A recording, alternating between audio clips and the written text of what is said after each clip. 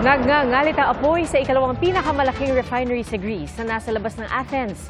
Tulong-tulong sa pag-apula mga bombero kasama ang 3 helicopter. Inilikas sa mga trabahador sa refinery at inabisuhan ding lumikas ang mga nakatira sa paligid nito. Sa pahayag ng may-ari ng refinery, bahagyang nasaktan pero ligtas ang 3 tauhan ng subcontractor nila. Napulo na ang apoy na inaalam pa ang pinagmulan.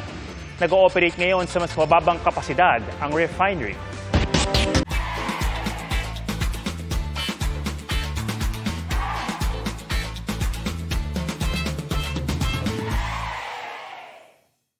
Mga kapuso, sama-sama tayong maging saksi. Mag-subscribe sa GMA Integrated News sa YouTube at para sa mga kapuso abroad, samahan niyo kami sa GMA Pinoy TV at sa www.gmanews.tv.